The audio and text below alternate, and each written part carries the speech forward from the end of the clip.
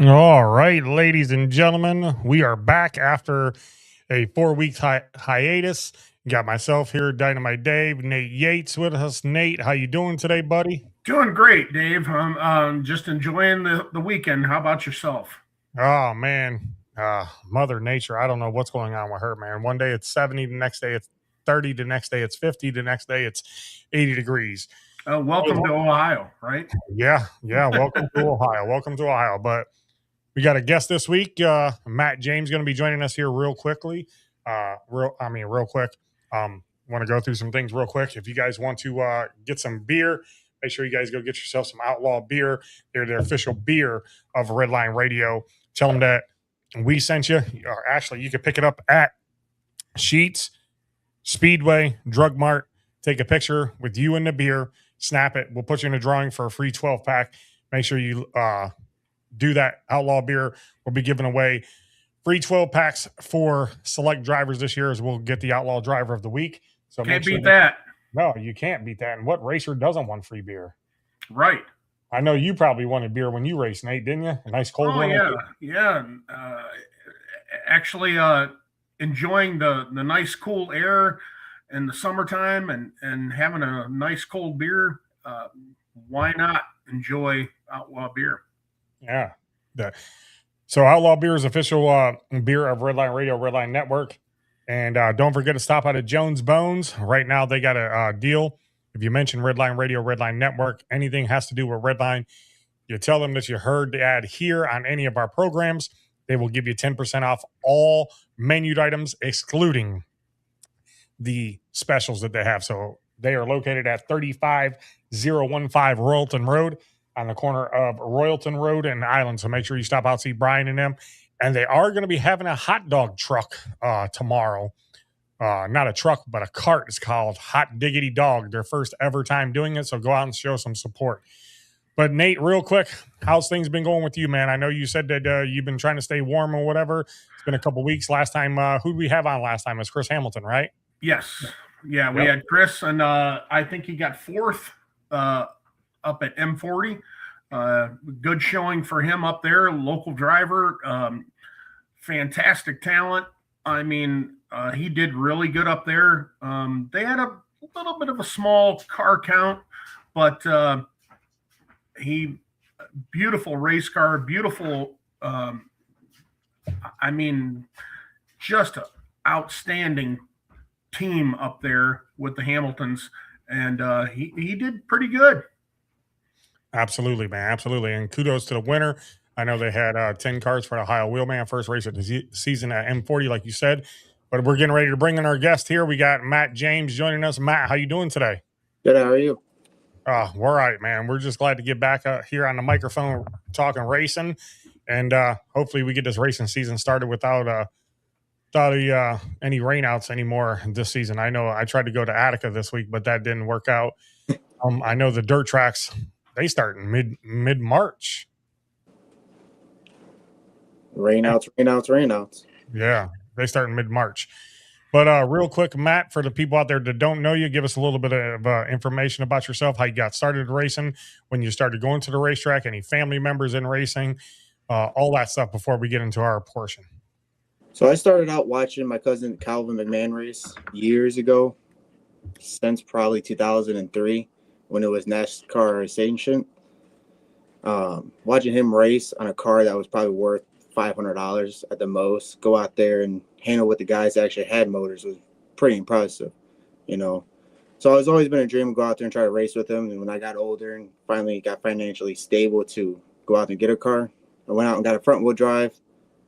So I went there, then got a little bored of it, the front wheel drives, because, you know, those cars are just so wicked fast. And so I went to the Grand National Series, and, you know, it's so different from going from front wheel drive to a Grand National. You know, they tell you when you get loose, hit the gas button and keep going. It'll tighten you up.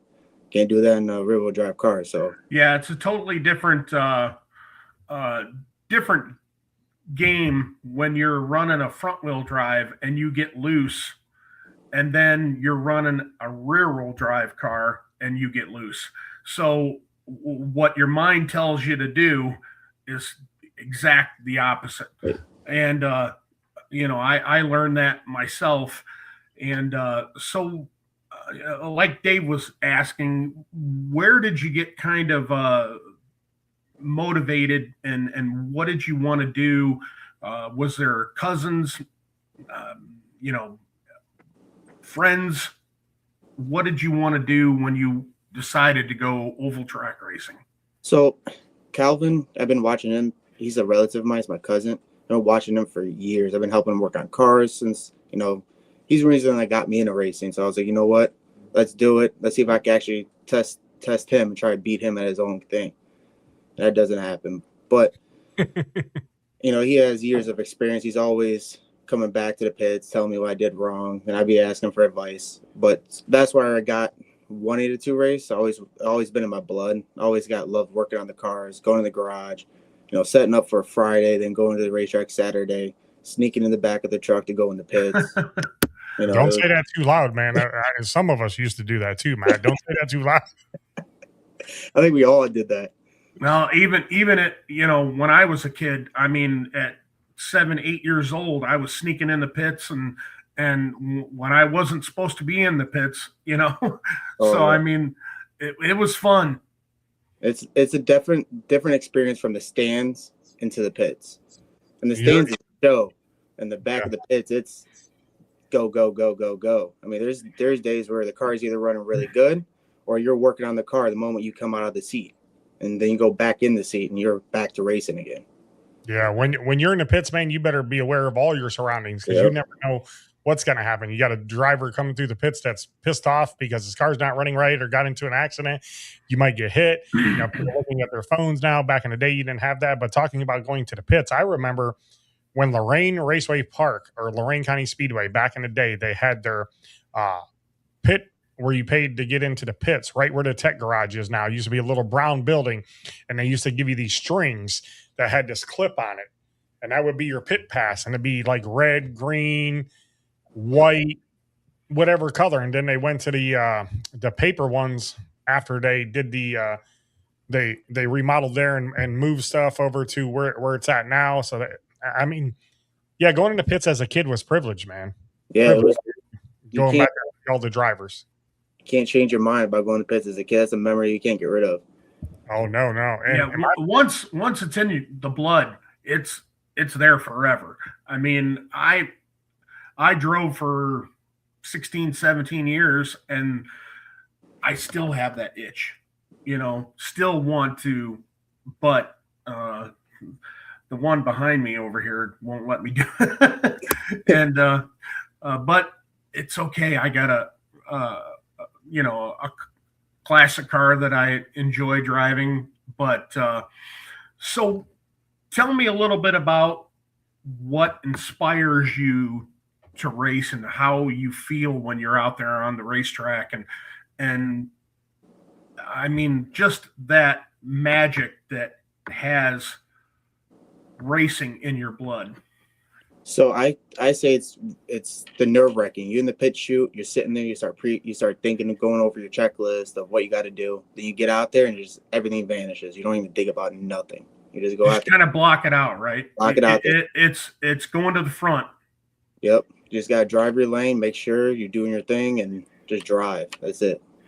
So tell me a little bit about the first time you set out on the racetrack and it was the first experience that you had. Tell me a little bit about that. So the first time I was at a test and tune night on a Wednesday with Calvin and my cousin, his brother Wayne.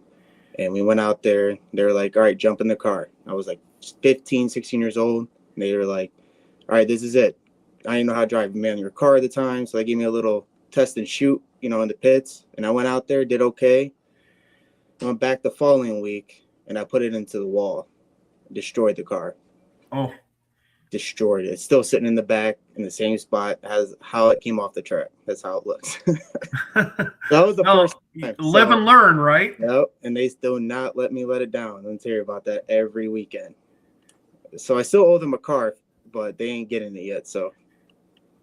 But what did you learn from that experience?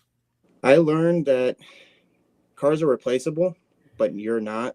So you could fix a car, you could rebuild the car, but the most important thing is yourself to be safety. You hit a wall, God, stuff could go wrong. I love racing, but it's more me coming home every night. So when you get rough driving out there, you get people, wrecking people, you got to think we all have families. It's not worth putting someone on the wall, hurting them, messing them, because we all want to go to work tomorrow. So my experience is, I want to win. Everybody wants a race to win, but I'm not going to put myself in a predicament not to go home. So Matt, do you remember how old you were when you first said, I'm going to go race? I want to turn some laps and race a race car. I wanted to do it when I was like 12 years old. I had to try to convince my Uncle Lloyd to let me do it. He told me no. So they finally at 16, they're like, all right, let's see if you could do it. And I guess the years of talking smack to them that I could do better than them, they put me to the test. When you first got out there and got on the gas in that car, did you think, you were like, oh, this is easy until you got out on the track, ain't it? Oh yeah. I could do that. I could turn left. That's easy. And you just hit a throttle and turn left. No, it's crazy. It's a big difference when you get 20 other drivers out there and you're all doing 80, 90 miles an hour and you're doing it door to door. It's a big difference, compared to going by yourself. It's crazy because I always ask Calvin, I'm like, how do you know who's behind you? And he'd be like, I can hear the car. And I'm like, dude, there's no way. Then when years of racing, I know who's behind me just by their motor. I'm like, oh, that's Dan Smith. I can hear his car. His car's super fast. I can hear him coming around the corner. Like, I already know it. Like, it's crazy how your elements just pop up when you're racing, Dave is raced for years. And the faster the cars are, the louder the motors are. So, like, when I got into the sprint cars, I mean, you could literally hear them, a car or two behind you. Yeah. And, late models, street stocks, I mean, the faster the car is, the louder it is. So, I mean, listen, but you learn that, through experience. I was taught, don't worry about who's behind you, worry about who's in front of you. That's what I was taught. So who's ever behind you, they're behind you. They're going to go to the outside. They're going to go to the inside. That's when you find out who's behind you, or your friendly little scoreboard over there. That's how you find out who's behind you. That I do see that. And there was a trick that someone taught me. Just look through the guy's windshield in front of you. And that's crazy. That helps out. I'd be looking through people's windshields, their cars, and they'd be like, how do you be seeing certain things? I'm like, I'm looking through people's windshields because you get to look 2 cars ahead of you. Yes. All the time. All the time. If you see a crash coming, you at least see it before the car in front of you. Yeah. I like the old cliche when people are sitting in the grandstands. Well, let me get out there in your car and do it. And I can do it better than you. Like you said, Matt. And then when you got out there, you're like, yeah, this is a lot different than what I really thought it was. Because, I really never said that when I raced. I just, back in the day, like 2000 is when I first raced. We had a rental car, E&K cars. There was like $450 and we rented it. And I remember my first time taking laps. I told my brother, I said, listen, I think I can do that, but it's going to take me a while to get used to it. And then after like 2 or 3 weeks, I was in the groove. Like, I was like, all right, yeah, let's do this. And then, you try to get faster every week, try to keep up with whoever the fast people are. You hear rumors of what they're doing to their car. Sometimes it's good rumors. Sometimes it's bad rumors. They may give you false information to say, hey, what are you doing with your car to get fast? Somebody might give you their secrets. They may not. And then you find out stuff on your own. And, racing, I've met a lot of people in racing, and I do not regret turning any laps or racing or whatever in racing. So, I mean, I made a lot of friends, and it really made me learn how to take being a winner and take being a loser. Because I remember when I used to lose on Nintendo, I used to shut the game off and get so fucking pissed off and not want to play it for 2-3 days.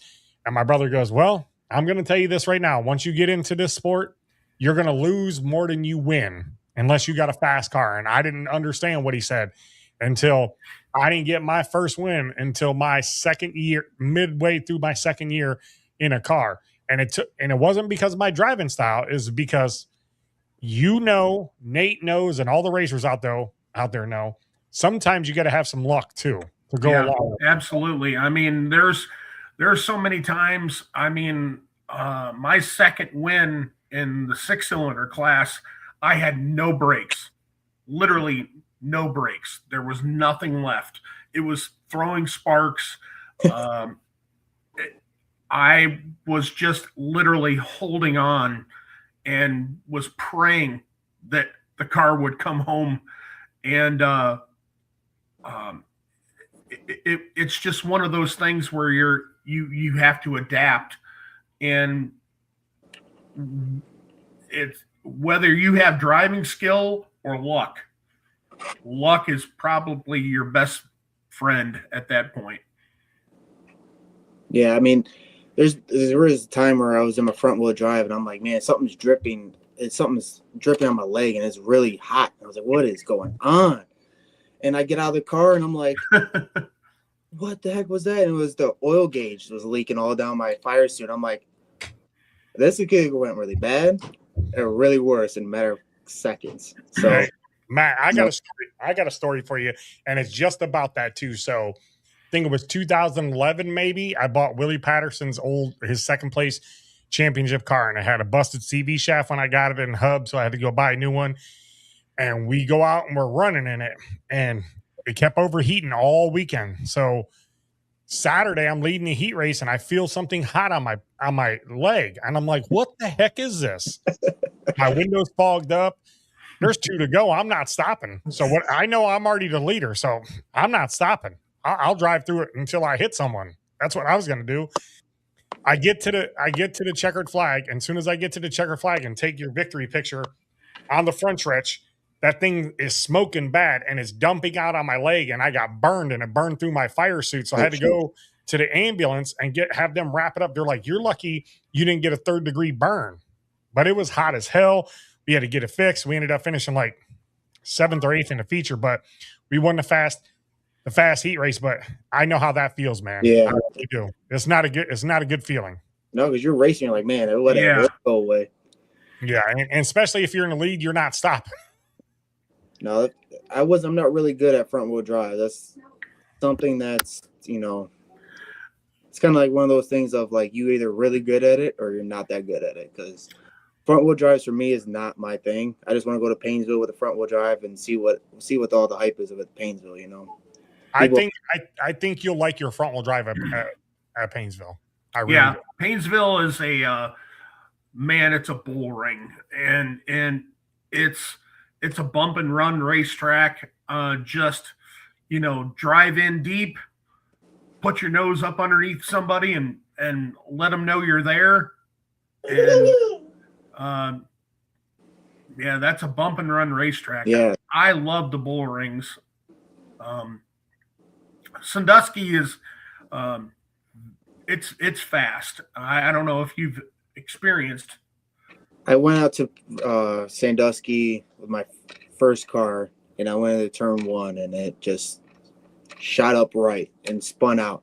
Then AJ McCall said, "Hey, bring your car over to pit pad," and then his dad helped me set the car up, show me the trick. Because all it was is shocks were straight up to set the toe, and we went racing. So he helped us out. Shout out to him. He really helped me out throughout the years in that. So, and the best thing I can give you advice with, we're kind of losing Sandusky. We're losing some of these tracks, and it's a terrible thing. But keeping that handling package, the brakes, it's not really so much a horsepower game anymore. I think with Paynesville and you're gonna just focus on the brakes and getting that car to handle and set down in the corner. I think you'll be good to go. My Uncle Lloyd, he's 81 years old, and he raced at Cloverleaf, raced at Paynesville, Barberton, and Lorraine all back in the day. And so like he has all these tricks and trades, but like sometimes they're a little outdated. So we'd be in that argument, well, this is what these guys are doing. It's like, well, I've been doing it this way for 40 years. And it's like, well, those guys don't run those spindles no more. They don't run, the stock shocks no more. Like I actually got the opportunity to go to Cloverleaf a couple of times to just sit in the stands and actually got one chance to go to Canton Motor Speedway before it was torn down. And man, it was just such a cool bull ring. It was a bump and run racetrack, and that's kind of where Painesville is. And it's a shame that Barberton or Norton, however you want to call it now, is closing their doors. But man, it's just a cool bump and run, Bowman Gray type racetrack. Yeah, I'm excited to go to Painesville, but I'm kind of nervous because I never raced there before. But we're gonna see what she does. And well, the best advice I can tell you at Painesville is just get a lot of Red Bull and have a whole lot of balls when you go out there and start that car, because the guy that has the biggest set of nuts is going to win.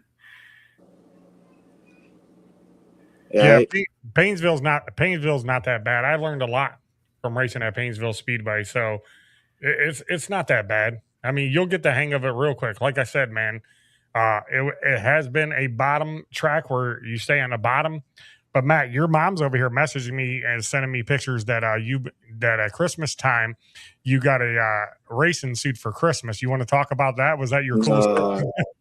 No, I don't know why mom's being like that. That never happened? No, there's no proof of evidence of that. I got a picture of it. I'm about to put it up here. We're going to see it here in a second. Nate, go ahead and still continue to talk to him. Yeah, no, you got a racing suit. Yeah, that picture's been the family. Everyone has that in their phone. Anytime they want to bring up good memories, that's what they bring up. Yeah, I'm still looking for it right now. I don't know where it's saved into, but so Matt, tell us about your first ever race when you got out there on the racetrack with cars. Now, talk about that. How did that go for you? So I was in the front drive. It was at Sandusky, and I'm out there. I told him to let me start scratch. I went and start scratched, and I was out there with Calvin, and he's like, just go out there. Don't be that hero trying to drive it in and you're not trying to win, just experience. That's it. And so when you go out there, it's crazy. Like, stuff happens so fast and you got to really pay attention. Like those restarts, if you're not paying attention, you're going to be lagging behind. And it's just about learning how to hit your marks and knowing when to hit your marks and how that is I hate to interrupt you, but that is the biggest thing, Matt, is hitting your marks.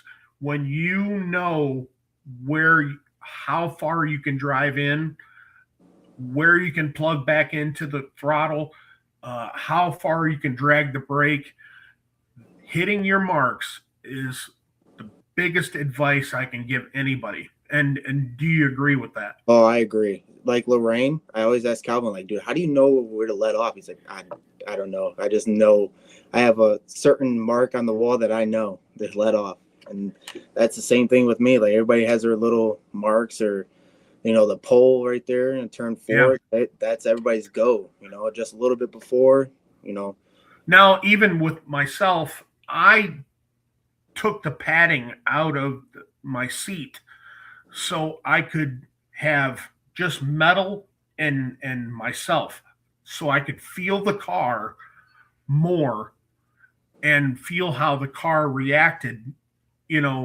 because when you have too much padding, I feel that you're not feeling the car. No. You're just trying to have comfort. But when your ass is in the seat, you feel the car. And what do you think about that? I mean, going into the corner, I mean, you drive in as hard as you possibly can. And then when your ass tells you, your brain, all right, that's far enough, right? Oh, yeah. I mean, coming out of that turn and your body's shifting right and you're coming out straight, then you turn that corner corner and you just sitting left and you're just leaning and leaning and leaning and you're trying to fight this car from being too loose or being too tight, you feel everything. If like I don't have a full containment seat, I have one of those seats that have been passed down from family for generations. So it's just a metal and a little padded, like a little pad foam thing that's in the front and back. That's it. But that's the best way. You know, you feel the car, you know where your end point is, you know where your breaking point is, and I think that's, you know, and my stepfather and my brother, they, you know, have drove supers for years, and that's the way they learned was no padding. You feel the car against the frame, and that way you know where as far as you can drive into the corner. Yeah, I had a problem last year with my wheels spinning coming out of the turn. It would just keep wheel hopping coming out. I couldn't figure out why I wasn't, you know, gaining enough speed, but I was gaining it in the middle of the stretch. And I thought that was weird. I come out and my Uncle Lloyd's like, well, you're just spinning your tires coming out. He's like, stop slamming the gas coming out. You have to ease into it. You know, little things like that you learn. Then you're like, oh, that's what that feeling was, you know? That tires are just spinning, you know? You feel that. You just know now. And the more you do it, it's kind of like you feel better each lap, you know, that you understand what the car does and going into the corner, coming out of the corner, it's just it kind of gets easier, I guess, right? It's like smoking. Once you start, you already know how to do it. So tell us a little bit about what you want to do as far as advancing. So, do you want to stay in the class you're in? Do you want to do something more like a late model or something like that? I would love to drive a modified, but you know, me and the family have a couple plans of trying to build a car where we could drive at different tracks. You know, possibly having a traveling car for like, you know, like a street stock, or if we want to go to Midvale one weekend with an open week, or I think that's one of our goals. But I would love to jump into a modified and just, you know, see what all the hype is about. You know, modified. So what do you think about the Wheelman series? Would that be something you'd be interested in? I would love to do that with the other car we're trying to build, but with my car, as of right now, I don't got the type of motor for those guys. You know, I got the junkyard boneyard motor, if everyone wants to say. So, well, it's never a junkyard motor. It's always what you put into the motor. You know, your ingenuity and mindset, and then it's the driving. If you can take a motor that's 100 horsepower less than everybody else and just outdrive them, you're doing just fine and you're having fun. Yeah, that's the only thing is like Calvin, he's really a really great driver.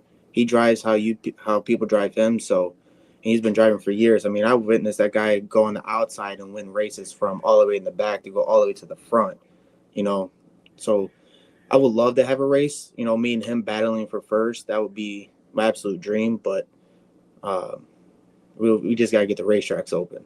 We just got to get them open. Speaking of dream, who's the guy that you think is the best or your favorite other than Calvin McDade? Other than Calvin, Brian Volk. I watched him win a lot of races. So I think he's up on the list. I watched him win.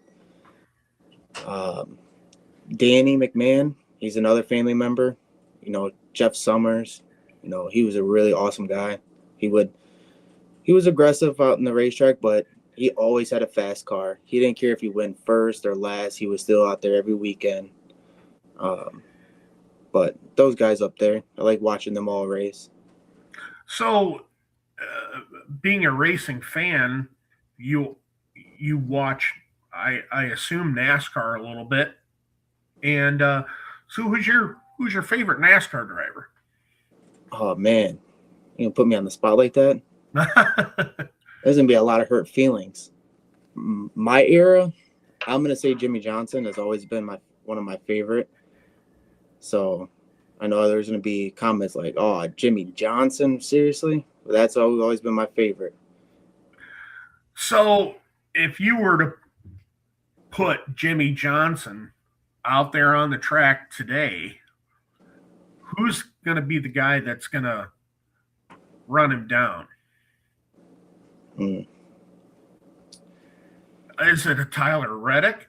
Is it a Denny Hamlin? Is it a Kyle Larson? Probably a Joey Logano, maybe. Oh, maybe a Joey Logano, I think.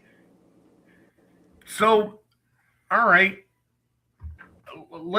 You're a new racer. What do you think is the best way to tell the new kids what's the best starting point? Go-karts, front-wheel drives. What do you think is the best starting point to get into racing and get them excited about it? The best thing for the kids to get started in it, like my nephew, he really wants to race. He wants to jump in the front-wheel drive. He asks me every weekend, can I take it out for a test drive? Can I do this? Well, I tell him, like how I was taught, you got to learn how to work on cars before you can even get in the seat. Right. You have to put the time in the garage. You got to know how to, if a car is doing this, a car is acting up, you got to know what's wrong with it before you can even think about getting in the car. The go-karts, yes, I think that's a good step up, but I do think they still need to go through that procedure a little bit. Because if the throttle sticks, they need to know that mechanical aspect of what to do next. Right. So I think then after that, once a couple of years of being in the garage, knowing the little things, making those little small steps, then you could, go-karts, front-wheel drives. So being a stock car guy, correct? I mean, that's pretty much your background. Who is your local, and we're just saying local drivers, who's your Rushmore? Who's your guy? Who's your four? My four? Yeah. Family or not family? Because well, we're just putting great drivers. Great drivers that you look up to. That I look up to. Jeff Summers, Calvin McMahon, Carl Smith. Man,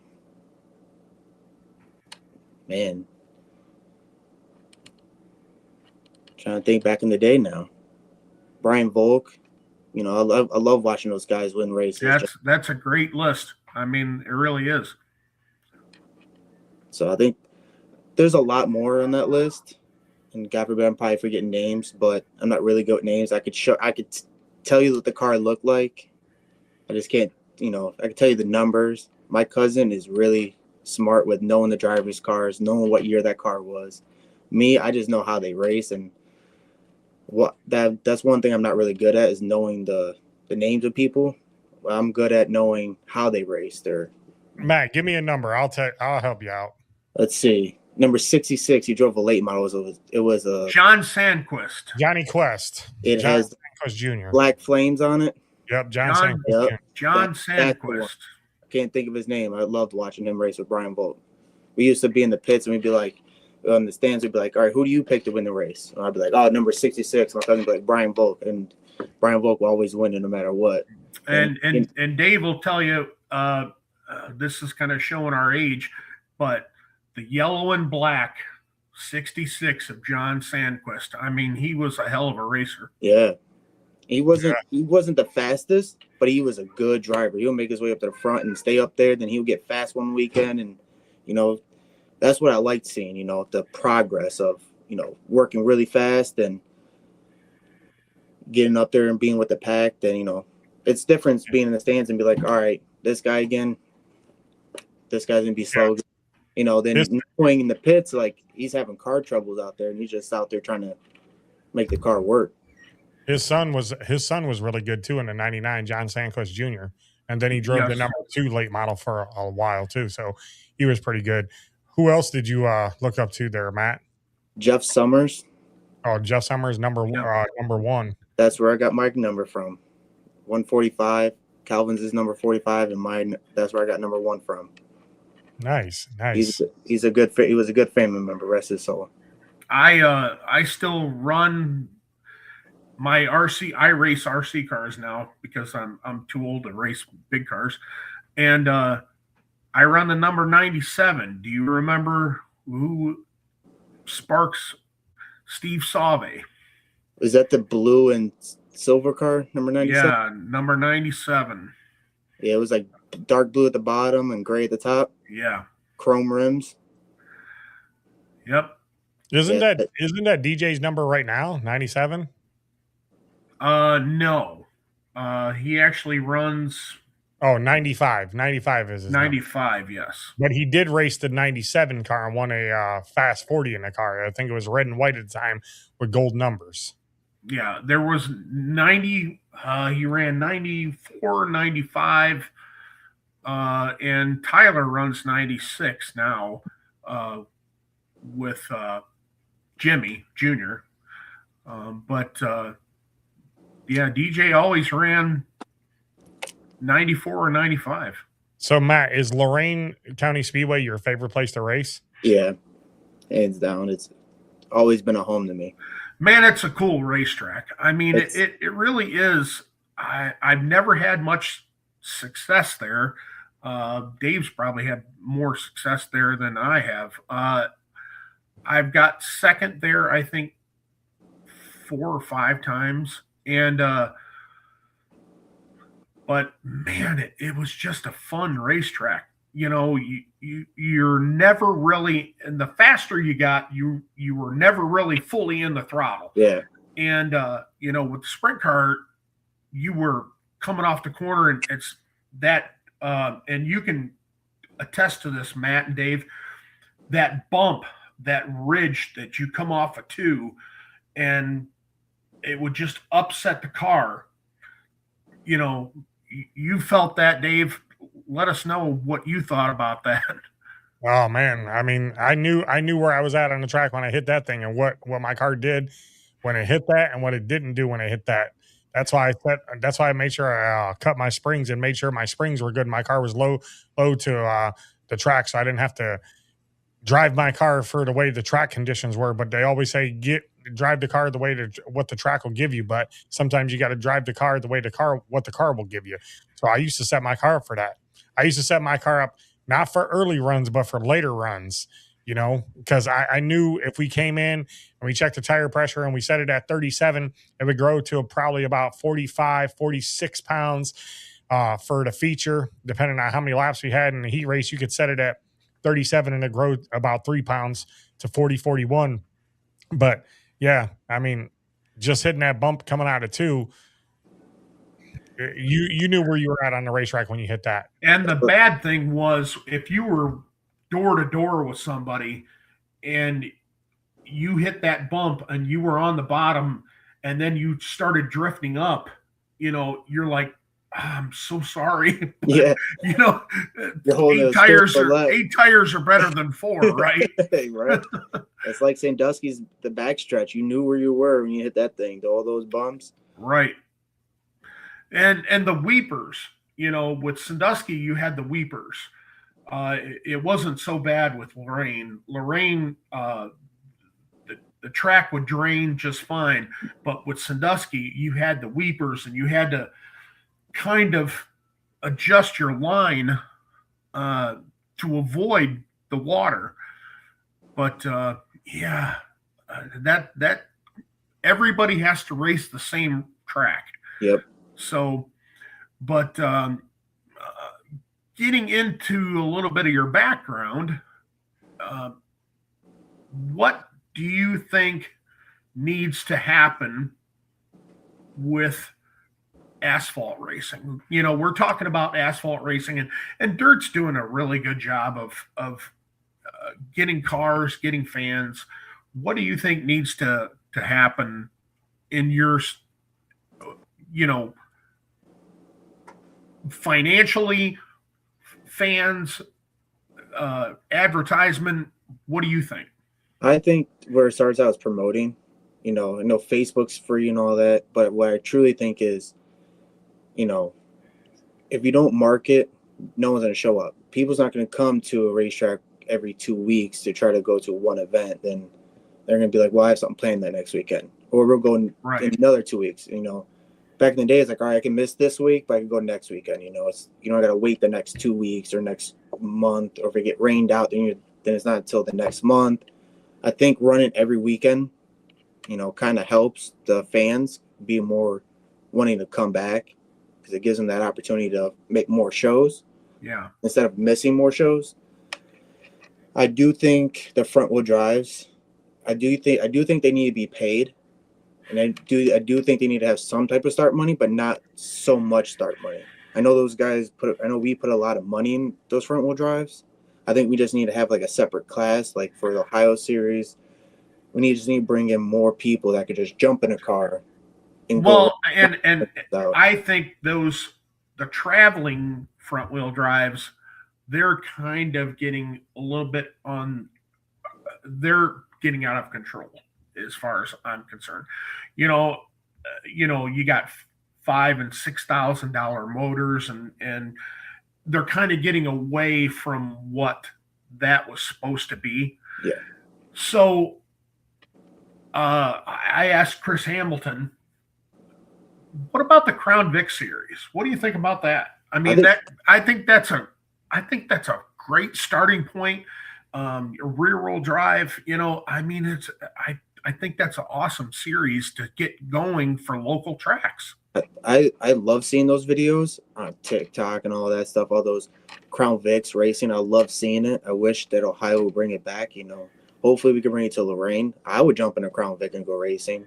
But it looks like a ton of fun, right? Yeah, it looks like a ton of fun. I think one thing we need to do is tighten the rules a little bit. Those gray areas that everyone falls in between. I know we want to win, but we have to follow the rules sometimes. Those gray areas are great. We all do it. It's a racing thing.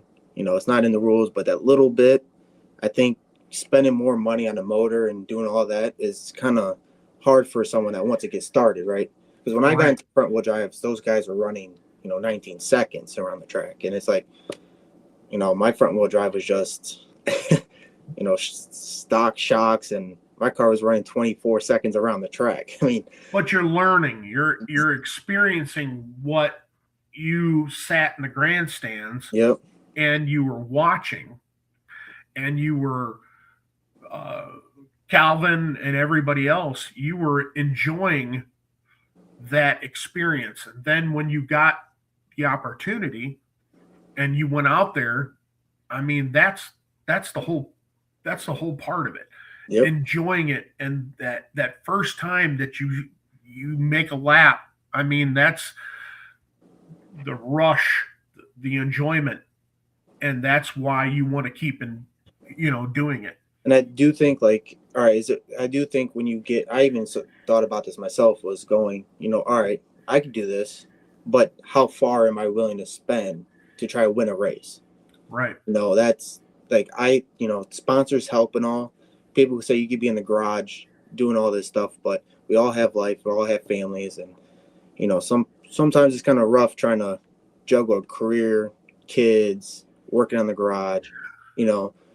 Nobody races locally to make a living. We all do it for the love of it. Exactly. And we all do it because we enjoy it. There's that rush that's,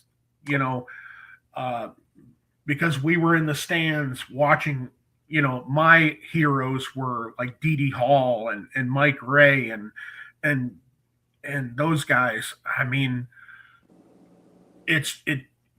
You're doing it because you cheered on your favorites. Now, when you get an opportunity, especially one of the biggest moments of my racing career was having the first kid come up and ask me for an autograph.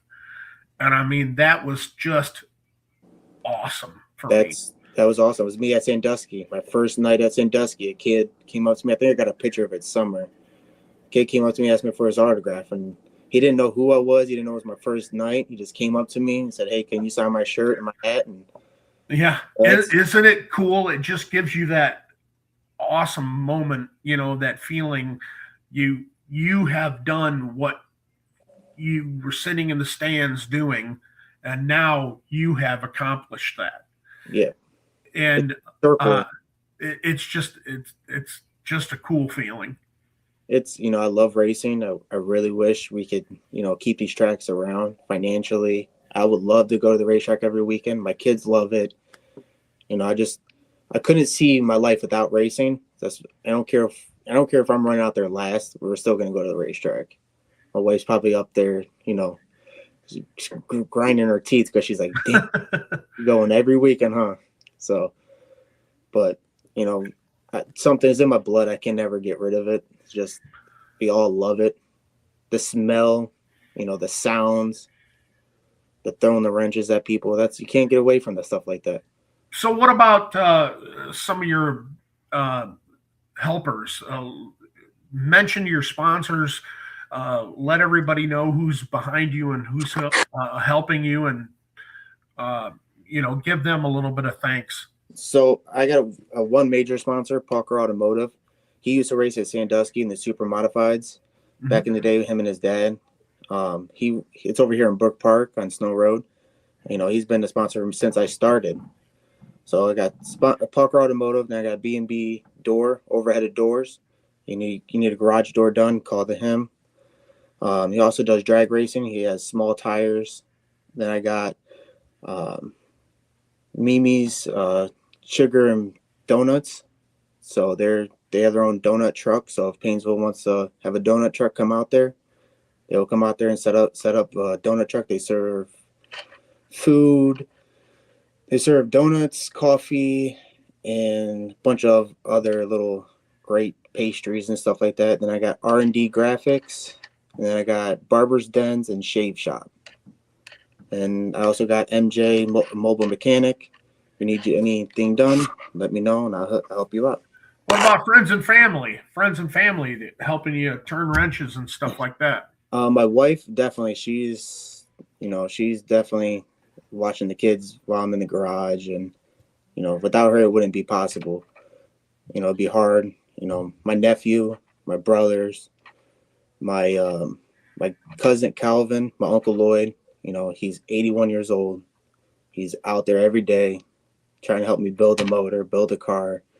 If I call him right now, hey, let's go work on this car, he'd be all for it. Comes every weekend. So without them guys, it wouldn't be possible. My cousin Charles, there's a lot of people out there in the pits that come, it's not just one driver, one car. It's like one driver, 10 people come into the pits. So it's all about family and enjoying time with everybody. And, I think that's the biggest thing, getting the kids out there, getting your family out there, enjoying what you love to do. And, Dave and I have known each other for about 20 years now, ain't it? Yeah, about 20 years. And it's all about family. I mean, it's his brother was just all about Dave. I mean, whether he was in the stands or he was in the pits, I mean, it's just family oriented. And I think the more you can get family into it, the more we can push asphalt racing. And I think the better we can get things back the way it used to be. Yeah, I think that's a big mountain to climb to get it back the way it used to be. I mean, I was just talking to somebody at the racetrack last weekend about that, and it's a big mountain to climb, but somebody wants to put the work in, they can do it. You just got to put the work in and time in.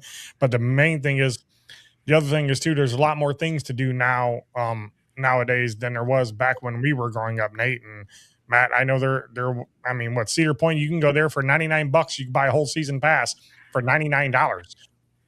I mean, going to the racetrack, why would you want to go to the racetrack when you can ride roller coasters, these kids nowadays, or you got cell phones there to play games. Like I see a lot of this younger generation, kids 5 to 10 years old on their phones, their parents' phones, for them to be quiet while they're at the racetrack. They're not paying attention. They're down there in front of the bathrooms or in the grassy knoll over there playing. Right. They're not even paying attention to the races. Yep.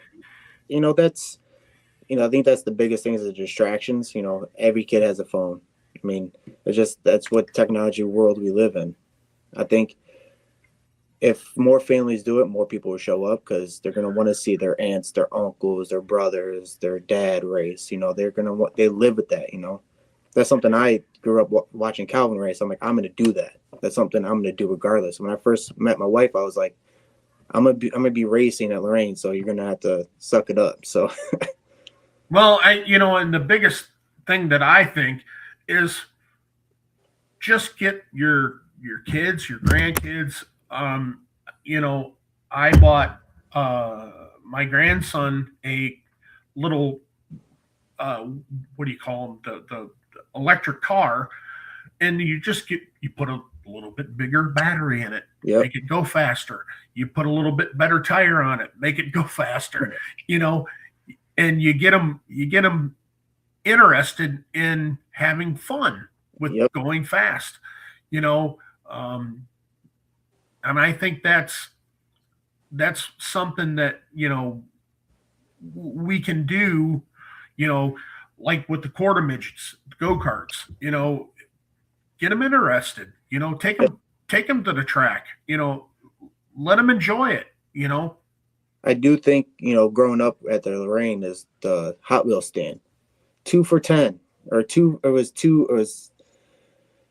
5 for $10 at the racetrack, and you could go out there and pick your racetracks. And you used to color on them, numbers, and who's this person, and make them look like the race cars out there.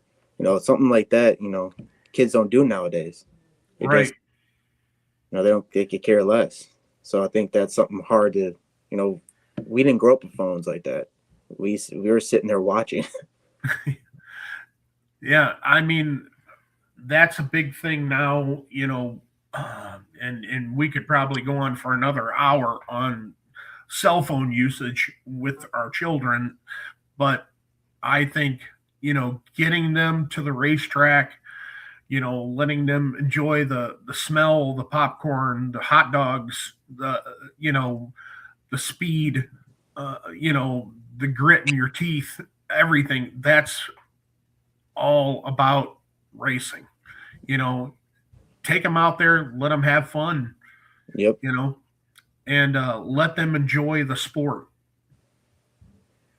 Yeah. Absolutely. That's how I got involved with it. I know my dad used to work swing shift. He'd come home from swing shift on a Saturday, and he'd load me and my brother up in the car, and he'd ask us, where you guys want to go today, Sandusky or Lorraine? And me being a fan, I knew Sandusky was doing the dashes, and they would let you get autographs on the front stretch of the kid with the drivers. So that's where I wanted to go when I was a kid, and Lorraine was like 2 minutes down the road from us. And then when dad got older, he was like, yeah, I don't want to make that drive no more, so we're just going to go to Lorraine. So ended up going to Lorraine, and I mean, I loved it there. That's where I turned my first ever laps. Yeah, Lorraine's closer to me than Sandusky, so. Yeah, Sandusky, I learned a lot racing at Sandusky too. Once I first got there, I turned as many laps as I could on that racetrack, and in order to get that down. That's a fun racetrack. I mean, it really is. Sandusky is, it really was fun. I mean, I enjoyed every lap that I turned at Sandusky. I mean, Lorraine was kind of technical because you had to kind of run the bottom, if you were slower. But Sandusky was, if you were brave enough, you could get up that second groove and when I had some, success there, everybody was like, why are you diving into, the corners like you are? And I'm like, if you got a big enough set of nuts, you drive it as hard as you can, Yeah. And man, Sandusky was so fast. And then I got the opportunity to run Toledo with the sprint car, and it I didn't realize just how fast a racetrack was. And you were literally flat out and dragging the brake at Toledo. But yeah, I mean, each racetrack has its own characteristics, and I would recommend to you as a newer driver, just go out there and experience every racetrack you can. Go out there and try Painesville, every Jennerstown's fast as hell. I mean, go out there and just enjoy racing. Yeah. Matt, we got about 4 minutes left to go. Anybody like to give a big thank you to any sponsors again you want to give a big thank you to? And I know before the show we talked about a little bit. You haven't even touched your car yet for this year, right? No, I'll send you a picture. You could post it, but the car there was a tree sitting on it. So we finally cut the tree limbs off, and it's pushed the tree off, and we're going to load it up on the trailer, and that's how it goes. Yeah, for some reason, the picture that your mom sent me, I couldn't get them to load on the video. So I'll post them on the Facebook page if you don't mind. Go ahead, man. It is what it is. Okay. All right, Matt. Well, Matt, it's been a privilege talking to you and getting to know you a little bit, and hope to see you at the racetrack at some point. Maybe at Lorraine or Painesville, and it's been great talking to you and learning a little bit about your history, and so it's pretty cool. So good luck to you this year, and thank you guys. And shout out to Outlaw. Yeah, Outlaw beer. Make sure you guys go get yourself some Outlaw beer. Tag Redline Radio, tag Outlaw beer. We'll put you in a drawing. You win some free beer. Matt, you like free beer? Yeah, I love free beer. All right, Matt, I'll hook you up with some free beer. Only you, since you were a guest. All right, perfect. Okay. All right, guys. We'll see you guys. I got you. We'll see you guys next week here on Let's Talk Asphalt Racing Live. Matt, have a good one, man. Thank you too. Take it. Redline Network introduces our newest partnership, Outlaw Light. Outlaw is crafted for all of the beer drinking patrons of America. They aren't preaching or teaching, their mission plain and simple, to provide a high quality beer at an affordable price. Outlaw is crisp, crushable, refreshing. Available by the case, tall boys, 16-ounce 6-packs or singles. Go to outlawbeer.com to find the nearest can or tavern near you. The Redline Network proudly raises their cans to you. Stay bold, Outlaw.